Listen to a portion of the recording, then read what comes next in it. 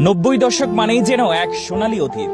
সে সময়ে যাদের জন্ম তারা এখনো শৈশব কৈশোর ভেবে স্মৃতিকাতর হয়ে পড়েন। খাবার হিসেবে নাবিস্কো লজেন্স, গ্লুকোজ বিস্কুট কিংবা খেলনা হিসেবে লাটিম, টিনের পিস্তলের প্রচলন ছিল অনেক বেশি। 90-এর দশকে চকলেট হিসেবে নাবিস্কো ছিল জনপ্রিয়তার তুঙ্গে। তখন একটি লজেন্সের মূল্য ছিল 25 পয়সা, 4 আনা বলেই যাকে বেশি ডাকা হতো। 1 টাকায় তখন 4টি লজেন্স পাওয়া যেত। নাবিস্কোর গ্লুকোজ বিস্কুটও সেই সময় বেশ জনপ্রিয় ছিল। 90 দশকের খেলনা হিসেবে লাটিমের প্রচলন ছিল সবচেয়ে বেশি। ঘুরের পর কোকাকোলার মোড়কে বাজারে আসে ইয়ো ইয়ো নামের একটি খেলনা। দেশ জুড়েই এটি ব্যাপক সেই সময় খেলনা হিসেবে এক ধরনের টিনের পিস্তলের প্রচলন ছিল অনেক বেশি।